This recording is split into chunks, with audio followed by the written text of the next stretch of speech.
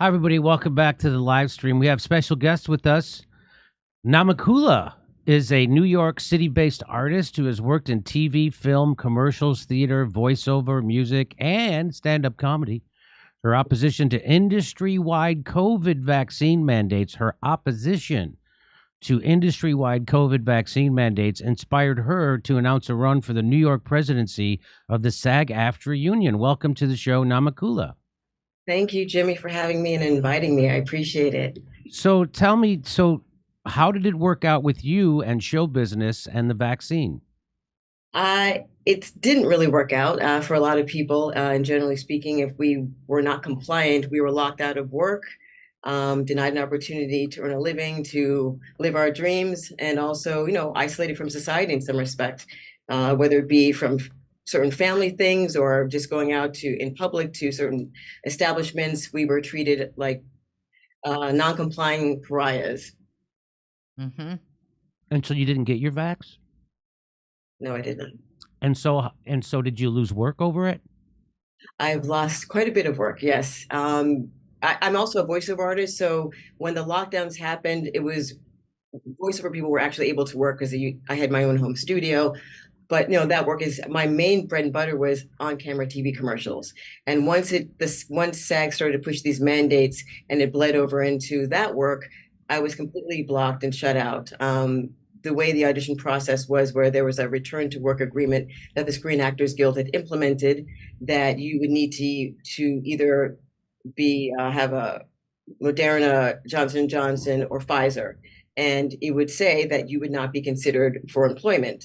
So this is a discrimination. It's not legal, but they were doing it. So there would be a casting call and it would say, Zone A, which is where the principal area is, you have to be vaccinated. And if you want to participate in that production, you had to show your papers. And sometimes even when you gave the slate, you say your name, city, and whether you were vaccinated. No kidding. So they were finding ways to get around, to illegally find out the information.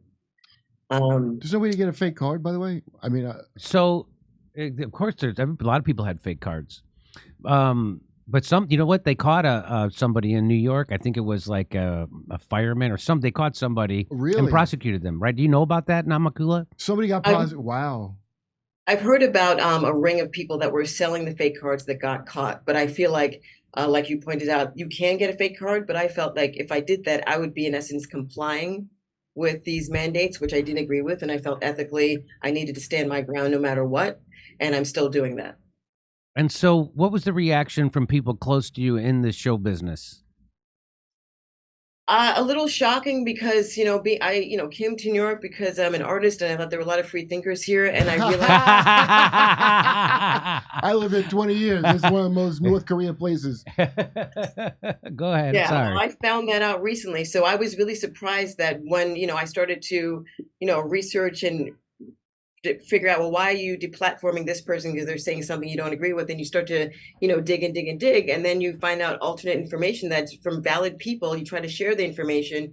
You're either looked upon like you're crazy or you're a conspiracy theorist or a right-wing white supremacist, which, I'm a white supremacist. So it was hard because I did find people, but it wasn't the people that I thought would be the open-minded ones. It was people like scattered across the country, some people around me, some people far away. So how I connected with some like-minded SAG people was Chuck Slavin, who's running for the New England national local president. He spearheaded this Zoom group. So a bunch of us from across the country would all talk and share information. And I started to learn more and more about what was going on, not only with these mandates, but with SAG in general, as far as a deep-rooted corruption that had been there for years, and that it was just brought to a head with how the mandates were being pushed with no scientific evidence. Yeah, so I was against the mandates for many reasons. One was just my body, my choice. Another one, it's bodily autonomy. Everybody used to believe in that. Everybody in show business used to screaming at the top of their lungs for 50 years, my body, my choice, until it came to COVID. And then it was, no, it's your body, someone else's choice. That's literally what show business people said. And they're still saying it, by the way. And so I was against it because of bodily autonomy and my body, my choice. I was also against it because of informed consent. We weren't informed. and they hid data. They lied. We didn't find out. It took a European Union politician to ask a Pfizer executive if they ever tested for if the vaccine stopped transmission and contraction, and she laughed in his face and said, "Of course we never even tested for that." Well, everyone was lied to and told that it would that they did test for it, and we did know, and so that's another reason, because we didn't have informed consent, right? So it was my bodily autonomy, informed consent, and then just from a worker's perspective, you won't want to give more power to your employer that can have control. Now they can control what kind of medicine I have to put in my body or not put in my body in order to work. So there's many different reasons why we should be against it. The last one was the scientific one. There was never any scientific basis, and that was the argument I had with my friend Graham Elwood on this show, was that there's no scientific basis for a vaccine mandate, because we had already known by that point that everybody was going to get COVID, that COVID was so contagious and the vaccine didn't stop it,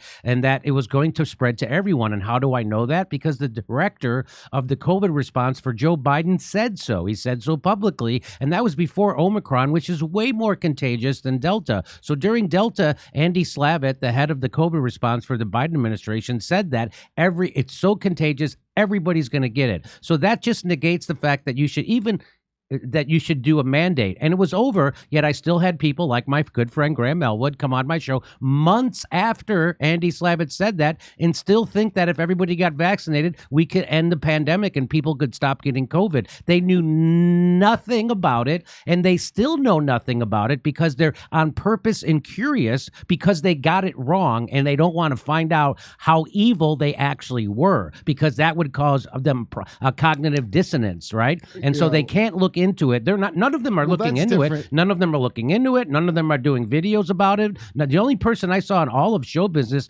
there's two people, I think, Fran Drescher and Tim Robbins. Those are the only two people. Of course, Bill Maher, he's one on it. But anyway, you want to say something, Kurt? I think Rob Schneider did too. But, Rob Schneider, sure. Yeah, it's weird for him to be like that, because he's like supposed to be a guy that looks into stuff. Like, my dumb friends in New York that would just get it. They got radio jobs or a low TV job, whatever, and they're not generally informed about anything. Right.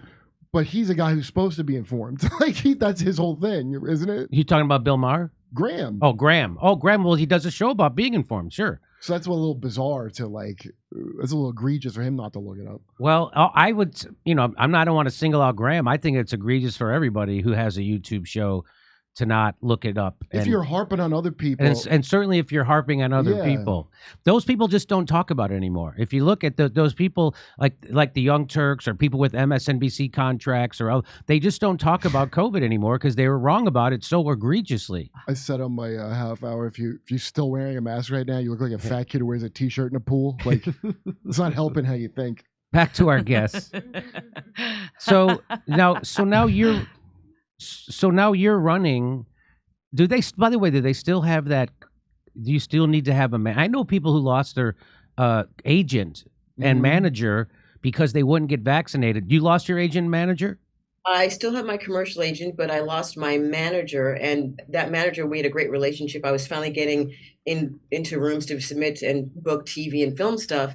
And because I was put on ice, every time she would try to submit, they would always ask for your papers. And I would say, well, I'm not doing it. So after a while, she just kind of, I guess, gave up on me. So that was really tough too. So that relationship gone, but also all the relationships I built with those casting people I got in their door. Now that diminished. So if I hopefully get a new person, I have to build them up all up over again. So I've lost a lot of time, which I can't get back. And I've lost a lot of opportunities and relationships that I already built.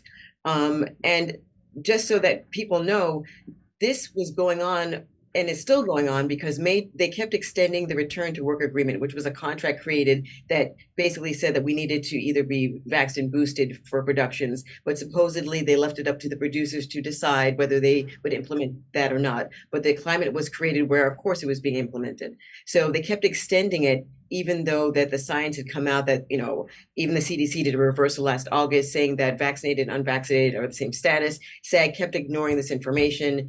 We petitioned them. We would ask for peer-reviewed studies. They would never give us anybody. They only had 2 doctors that they consulted with. One was a pediatrician. So their information was very skewed.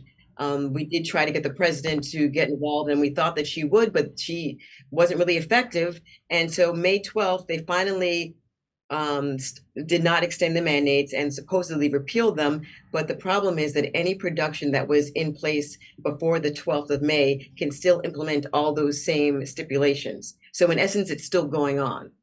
Wow. So yeah, it's crazy. And a lot of people don't know what's happening. And like I said, I've been a SAG member for a long time. And in the past few years, I've gotten more and more involved in understanding the dynamics and the things that have been happening behind the scenes, and it's very disturbing. So that's why I'm running myself, and there's a lot of independent people that are running also. And so you're running to be the president of SAG in New York? Yes, the New York local president. Okay. And we have a great group of people. Like I said, we have Maya Gilbert Dunbar, who's running for SAG National Board, running against Fran Drescher. And we have also Pete Antico, who's running for Secretary Treasurer, who's very involved in the financial aspect of things. There's a lot of information about our contracts, about, $2 million was embezzled from our pension fund. Whoa. Yeah, they know who did it, but then that person never went to jail, but they did pay some sort of fine for tax evasion on the money they stole, which is totally bizarre. So all this stuff, it's like overwhelming. I could talk for hours. No, okay, well, we wish you good luck. And how do you feel about Fran Drescher? Because she actually has said that this was kind of crazy and we should stop it. She's saying that now, but for the past year and a half, we were writing to SAG trying to get peer-reviewed information, and they refused.